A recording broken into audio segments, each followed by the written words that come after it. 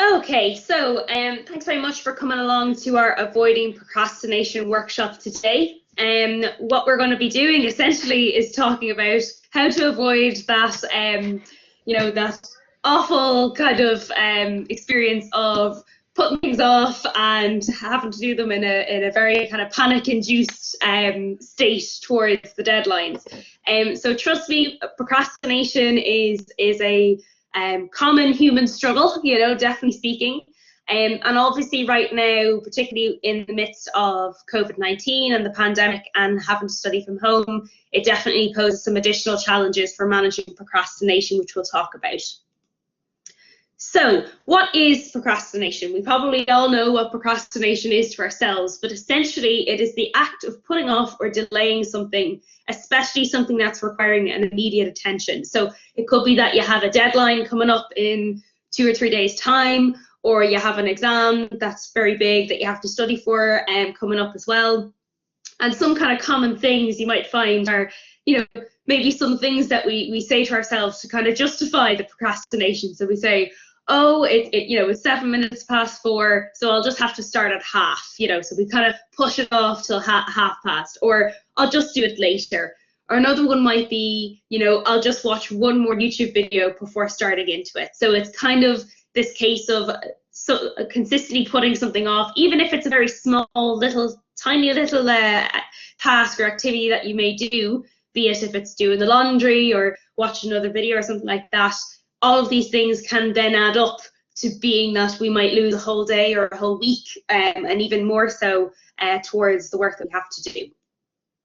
So let's just look, if we talk about the stages of procrastination. Unfortunately, there is kind of stages of procrastination. The first one being always is the false sense of security. So it's saying to ourselves, we have loads of time, I'll just be able to relax. For example, the exams in May can seem very, very far away right now, so it's kind of like, oh, it's grand, I won't think about that just yet. Then obviously we start to look a little bit around. It might turn into a little bit of laziness in a sense of saying, oh, maybe I should get a head start now, but nah, there's probably no need for me to do that. Then we start to kind of look at a few excuses, it's saying I'm busy right now, or I'll just take another short break or something like that.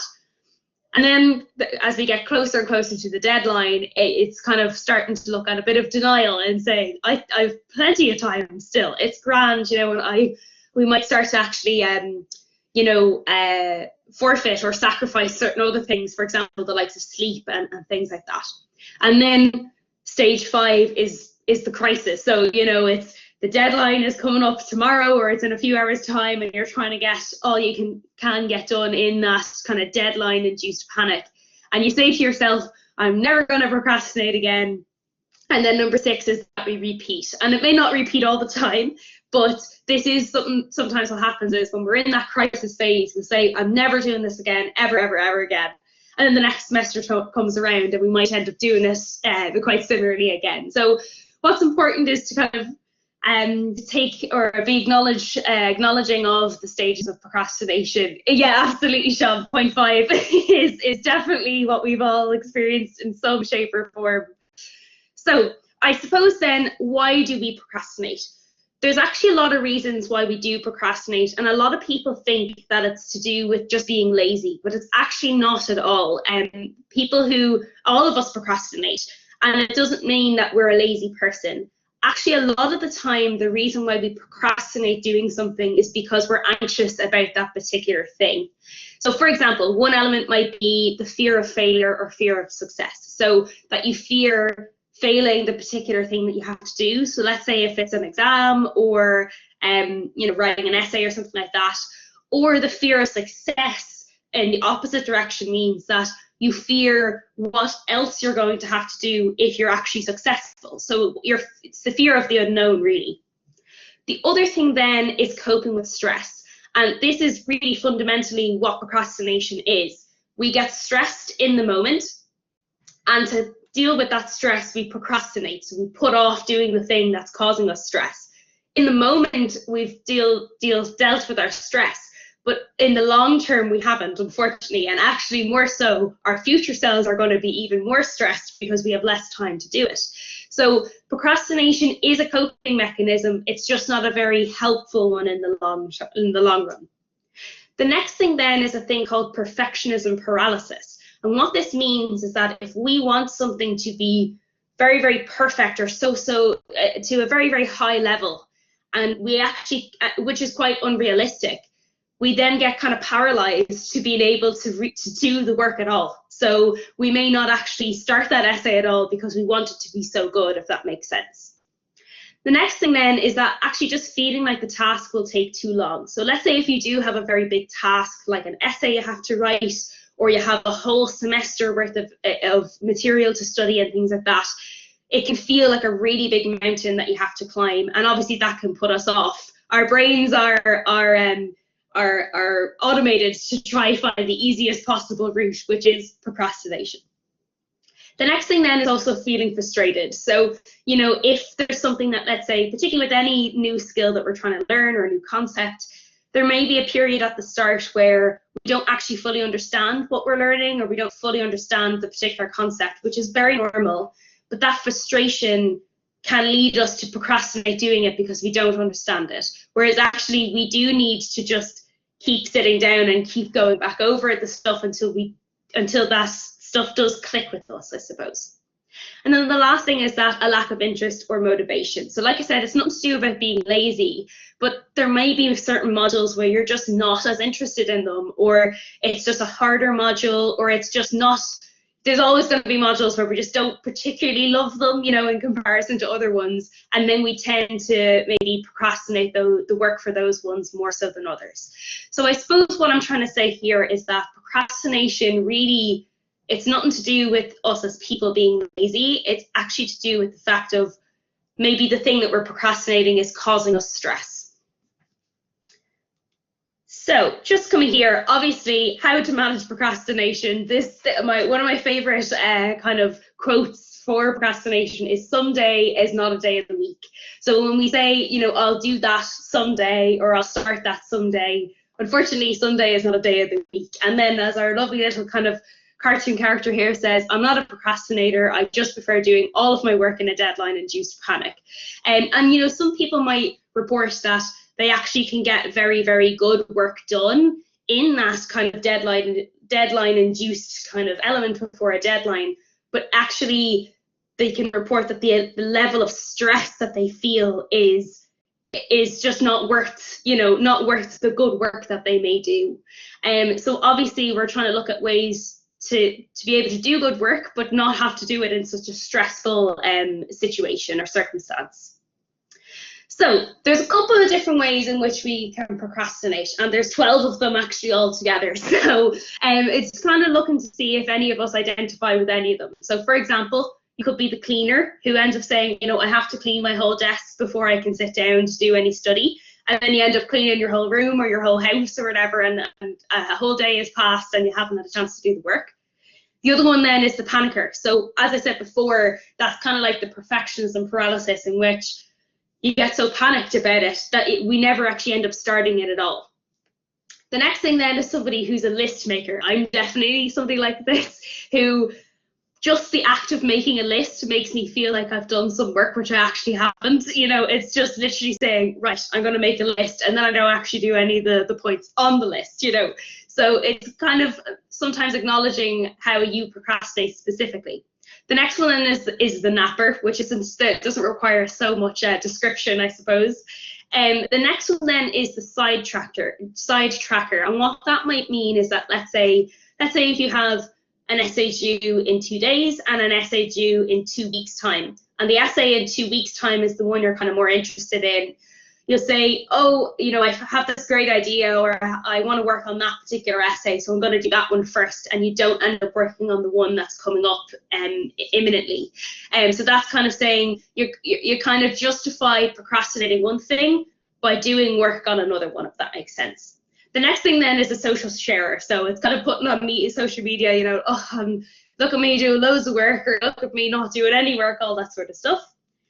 And then looking at a few of the other ones is the internet researcher. So this is, I suppose, particularly pertinent right now with all of us working from home on laptops and things like that, is that we can really get into a rabbit hole in our research online, and in a lot of the times that might actually end up in a bit of a tangent.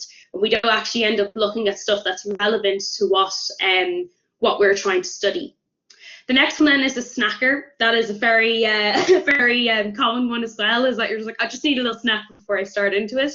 The next one is the gamer then. So you might end up, saying, I'm just going to finish this level, I'm just going to finish this game before I start into my college work. And then it ends up being playing another game or playing another level and things like that. This is similar to the watcher. The watcher is somebody, obviously, and I think a lot of us can relate to this, is where we might be watching a show and then we say, I'm just going to watch one more episode before I start doing my essay or something like that. And then, as you know, you've watched a whole season in the day and your whole day is gone. The next one then is the delegator, which doesn't actually happen that much, in fairness, in a college setting. This is where, let's say, if you're in a group and you give all of the work to somebody else, or you don't take on the amount of work that you have to. And then the perpetrator as well is also somebody who is kind of saying that they're perpetually putting it off, essentially. So it's kind of the person who says, it's 7 minutes past 4, so I'm just going to leave it until half.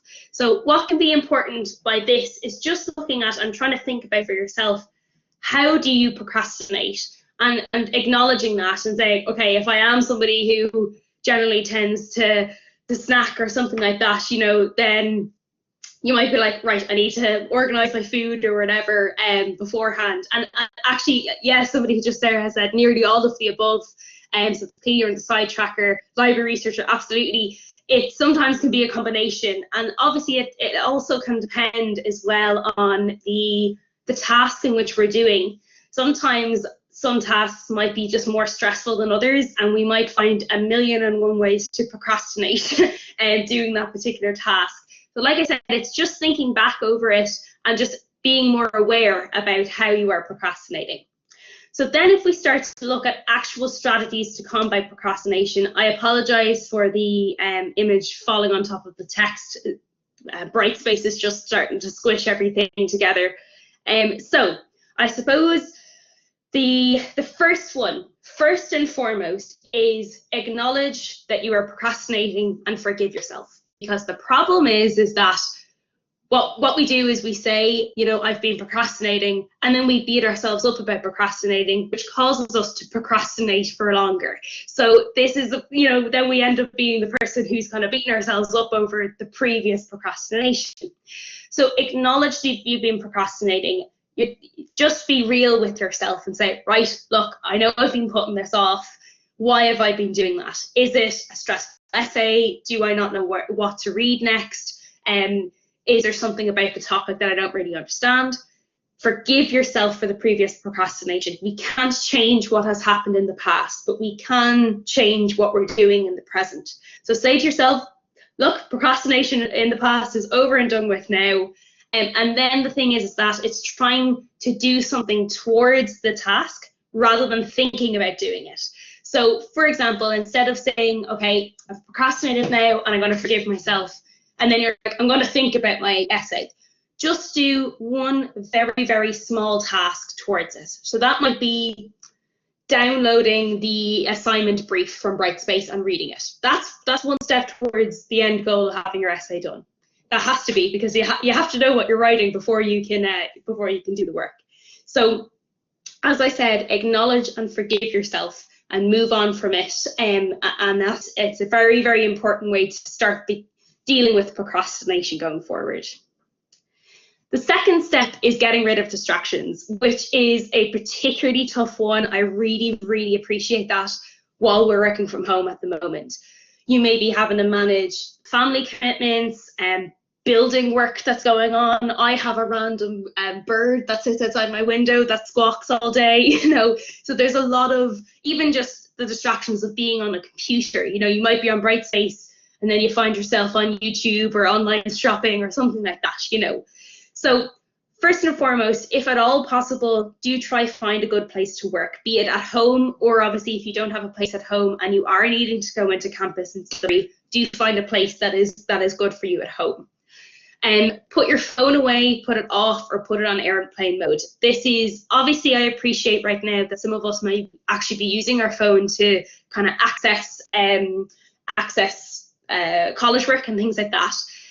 But what can be useful then is using a media blocker. And I see somebody else here said about that cold turkey. It is perfect. It's a brilliant app. You can get it both. I think it's for your phone. I think it might be Android, and then your laptop as well. But what's even better about cold turkey is that you can actually schedule it to stop or to start blocking certain websites and apps on your laptop when you want to work. So let's say, for example, you have a 2-hour slot free between your lectures, and you're like, I want to get an hour of work done between 2 and 3 during that time. You can actually pre-schedule it to block, let's say, Facebook, ASOS,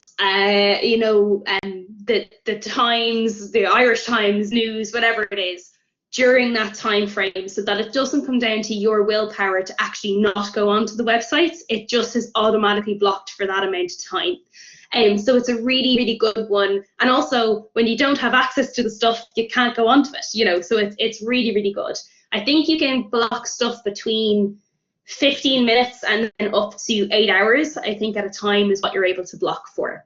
A few other apps, particularly for other devices, are things like Freedom, which I know works on iOS, and then Self-Control as well. So definitely take a look at those apps to see if they can work for you. The other thing then is about discussing boundaries with family or housemates at home. And obviously this is a really important one at the moment.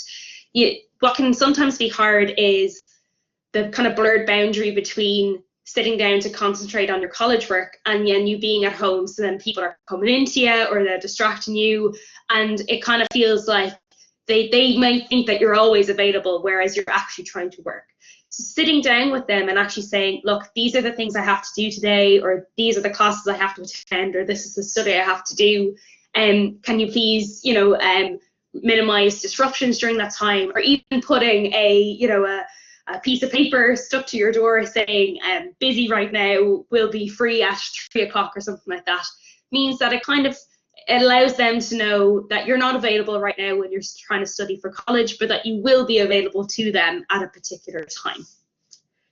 So the next thing then is trying to get organized and manage our time. Particularly with procrastination, sometimes, as I said before, we can procrastinate because we're stressed, and sometimes we might be stressed because we're just a little bit disorganized and not really knowing what we should be doing and when. So first and foremost, know your assignment details and make a plan for them. So gather all of it's like ripping off a plaster, guys. Go onto your Brightspace, gather all the details of your assignments first, because if we don't know them, then we don't know what we're supposed to do for them. So gather all the details as you can. Use a long-term planner to visualize the timeframes, and I'm going to put up a long-term planner for this semester anyway. Put in, let's say, all of the deadlines in it. And what can be useful for doing this is because it gives you an idea about where do your deadlines fall in relation to all of the rest of the deadlines. So for example, you may have 2 deadlines that fall on the same day, or you might have 3 that fall on the same week. And you might say, okay, well, I need to start doing this one earlier so that I can get that one finished on time to start into the next one. The next thing then is using a weekly planner to schedule your study around various commitments.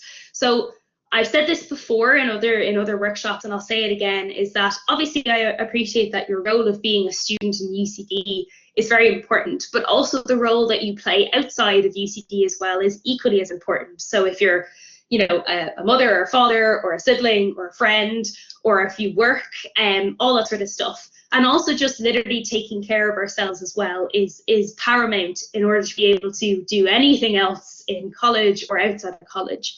So using a weekly planner to kind of schedule out your time so that you know how your day is kind of gonna flow, and are you meeting the commitments that you need to meet. For example, getting enough sleep, making sure that you're eating at regular times, getting the study that you need to get done, and any other commitments you may have outside of academic work. And then the other thing is using reminders, and you can actually use reminders on the likes of Google Calendar, or even setting an alarm on your phone and different things like that, just to kind of remind you about different things coming up, because it means that it gives you a better gauge for your time and how you're spending your time.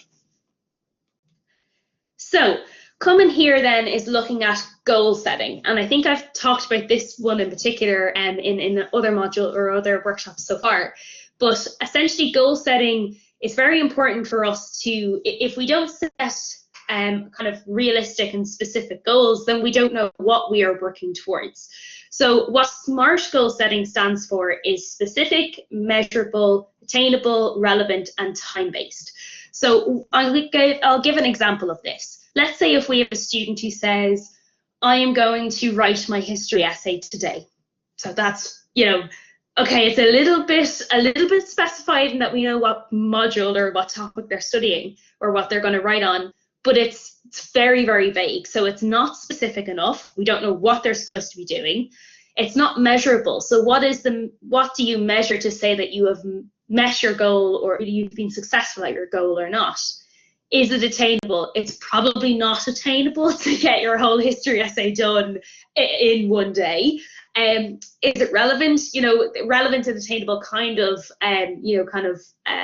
go together in this aspect. And then time-based as well. Okay, they said they'll do it in a day, but is that actually realistic? Whereas let's say if we have a student who says, I'm going to write 150 words for my introduction to my Making Modern Europe history essay on between 2 and 3 o'clock today. That's very, very specific. So we know exactly what they need to be working on. We know if they've met it. So is it measurable? Is it attainable? Obviously, this depends on you as a student specifically, and some students may be able to write faster than others or read faster than others, different things like that. And then obviously it's time bound as well. So they kind of have put a bit of a time limit on it. And obviously, like I said, it's very important for you to make sure that these are realistic. There's no point in setting ourselves very unrealistic goals, because then we won't reach them and then we feel worse about it and we end up procrastinating the work. So it's kind of like thinking about this. It's thinking about any of the work that you have sort of like a ladder. And a ladder doesn't have massive gaps or massive steps in between all of the rungs on the ladder. It has very manageable steps for you to be able to get up that ladder safely. That's exactly the same as the work that you have to do in college. Every single essay, every single exam that you sit and everything like that is a sum of all of the tiny little steps you've taken to get to the end point. So yes, the end product may be a 1,500 word essay, but you had to start from you had to start from downloading the brief, opening up and reading it, making a plan for what you wanted to write, finding your sources, writing this amount of words, and so forth. And that is okay. Like I said, think of your college work like a ladder, and you don't jump up a ladder, you take each step at a time, and that's the way to approach it.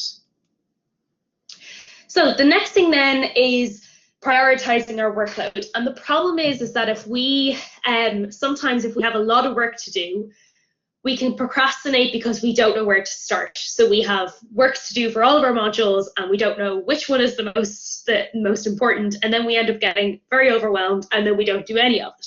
So what can be useful is a thing called the Eisenhower urgency matrix. And this is a matrix, as you can see here, that has 4 quadrants. So it's the columns are labeled urgent and not urgent, and then the rows are labeled important and not important. And anything that falls into the first quadrant are the things that you do. So these are the urgent and very important things that you have to do. So for example, it could be an essay that's due tomorrow. So that is a very urgent and very important task. Things that maybe are not urgent, but they're very important might be, for example, an essay that's due in 2 weeks' time. So it's very important, but it's not the most urgent thing you have to do right now. The third one then is that it's something that's urgent, but it's not as important. And this is the stuff that you might try to delegate. So these may be things like, for example, you need to get a prescription filled. So you may ask if, maybe a family member is able to go get it for you, or while they're out anyway, or something like that. And then obviously the last one is not urgent and not important, which is stuff that we eliminate. And I appreciate that obviously you can't just turn around and say, I'm just not going to do this essay. No, I just don't feel like it, and I'm just never going to do it. Obviously not in relation to our academic work. But if there is things that we are able to kind of put on pause, I suppose, that are not important or urgent right now, and then we can plan to do them at a later date. So what I suggest you do, if you do find that you have a lot of stuff to do right now and you don't really know where to start, is sit down and make a list of everything that you can think of that you have to do. That's academic and non-academic tasks combined. Determine which quadrant that each task falls into. So does it go into the do quadrant, the plan quadrant, so on and so forth, and then get cracking on it. What can be useful to do then is, particularly for the plan quadrant, is actually make a plan for when you're going to do that work.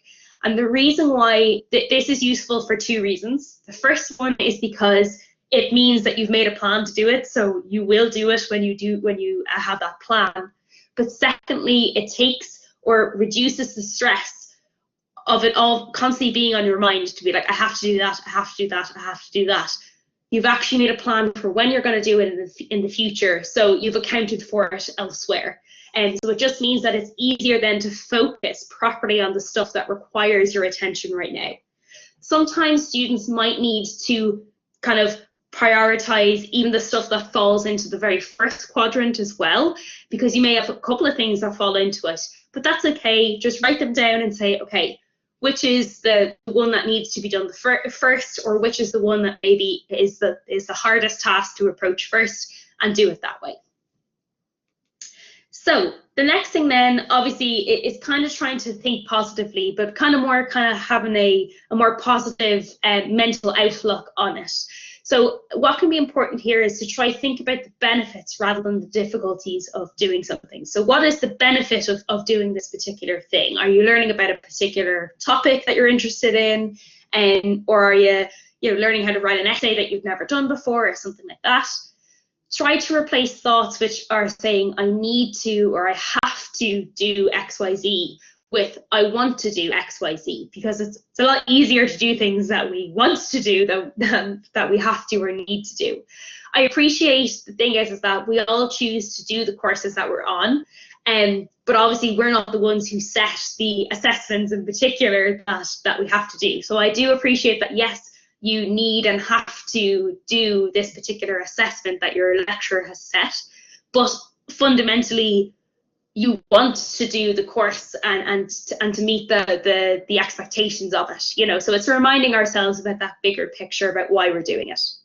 And then also, very importantly, think about how good it will feel when you're finished. Like, think about the moment that submit button is clicked on Brightspace and the essay is gone and you're like, oh, I'm free.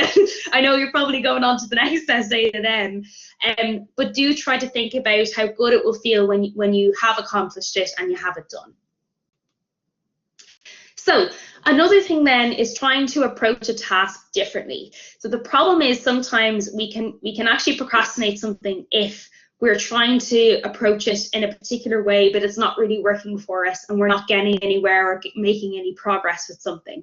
So first and foremost, try to break down the task into really small chunks first, and then decide, do you want to start with the hardest part first or start with the easiest first? So some people like to start with the hardest thing first and get the hardest one done and out of the way, and everything else after that is much easier.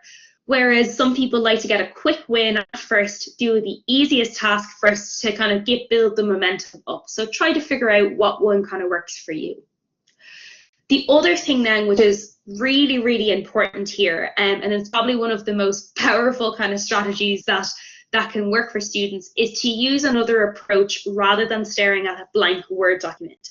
There is nothing worse than having a blank Word doc with the title of your essay or whatever, and the little cursor just flashing in your face, and it makes us more stressed because we don't have any words on the page.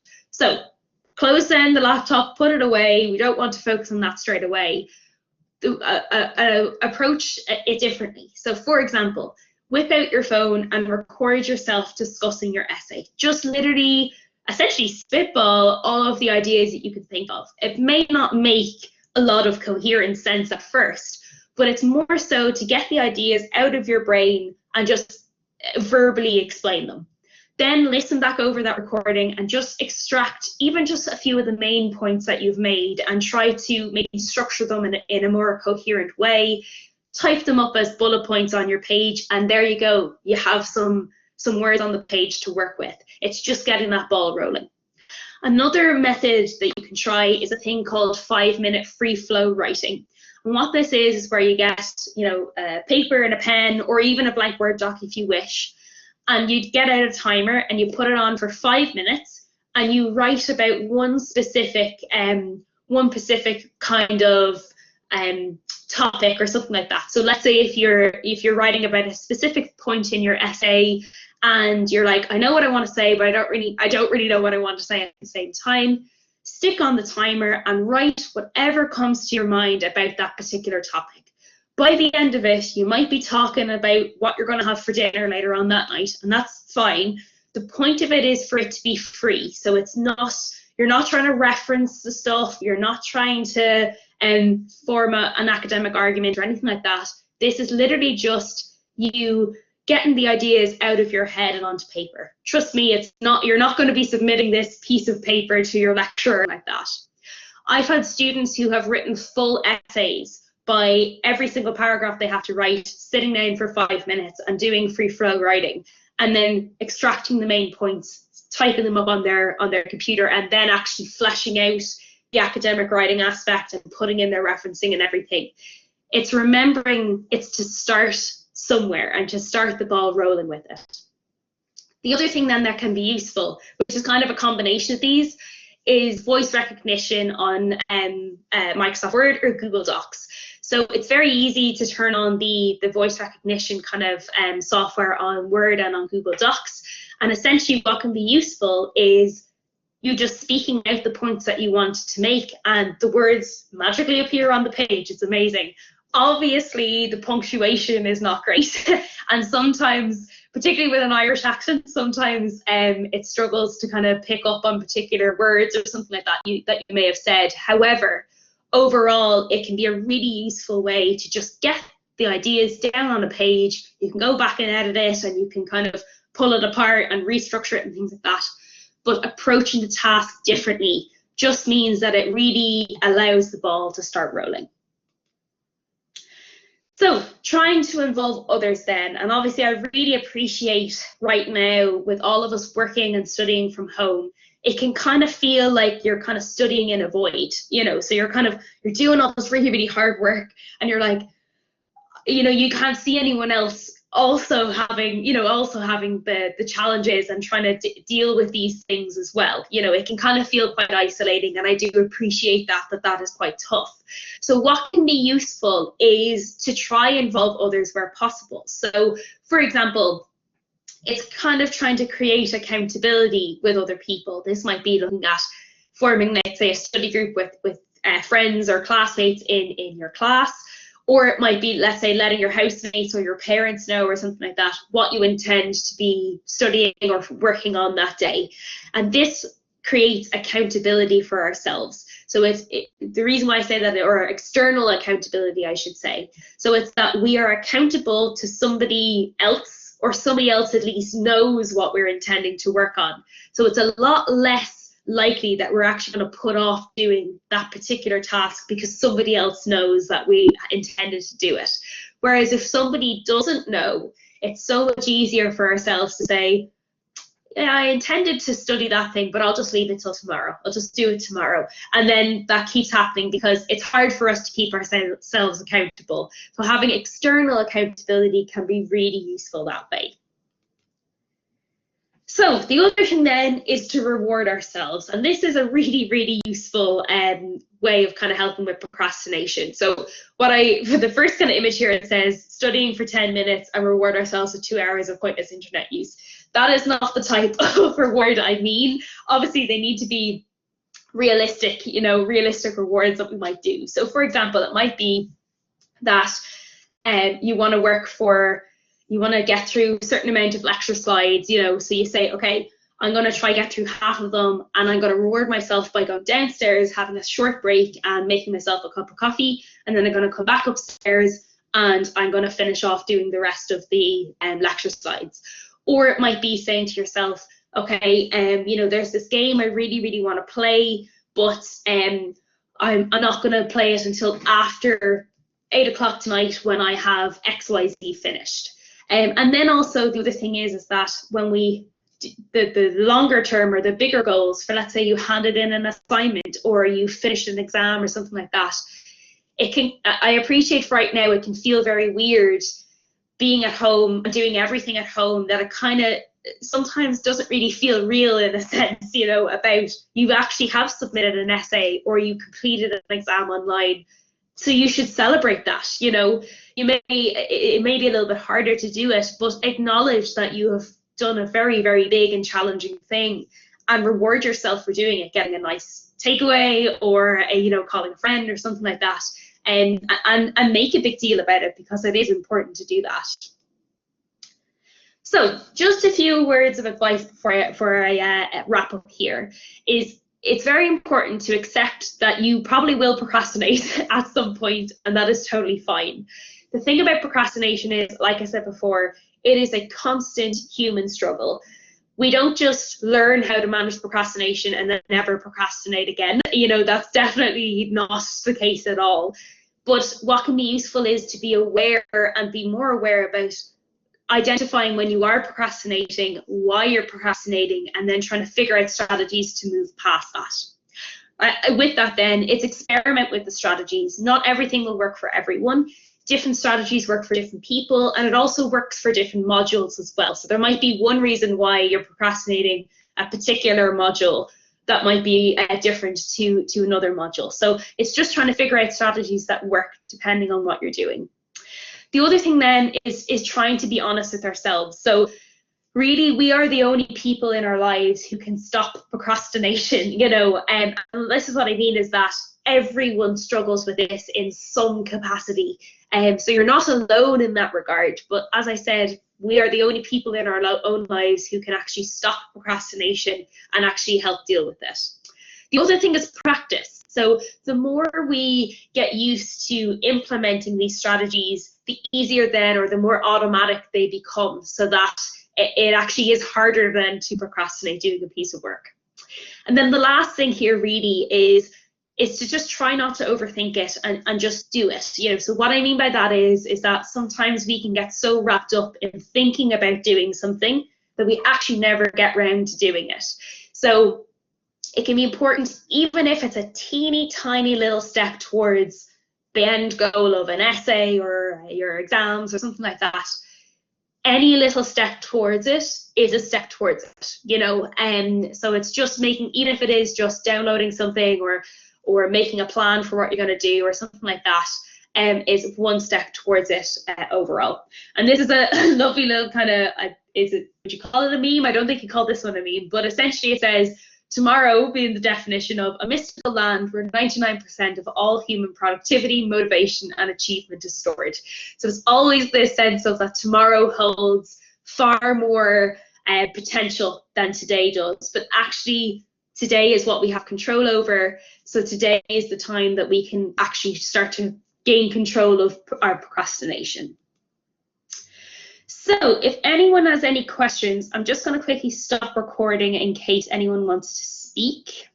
There we go. Does anybody have any questions? If they want to put them in the chat or turn on their mic, feel free to do so.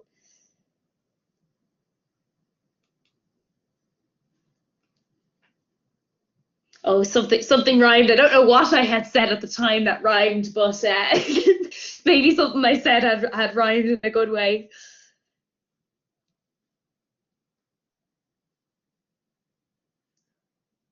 Okay. Give just an extra minute just in case anyone's chatting. No question, thank you. Some very helpful gems in there. Absolutely, Sean. I hope even if there's just one or two things that maybe you can try out that might help, please feel free to do it. And like I said, it's the most important thing, if anyone can take anything from this, is just to acknowledge and forgive ourselves and to move past that. That's really, really important. Okay, that is grand. I don't think there's any more kind of questions or anything like that. The recording for this will be going up on our Brightspace module as normal, and then we won't be having any academic skills during the 2-week break, but it will be back on the 24th of March, and I think it'll be myself as well looking at self-care at that point. So I will see everyone then, and thanks very much for coming along. Thank you. No problem, Sean. Thanks very much. Thanks. Bye. Bye.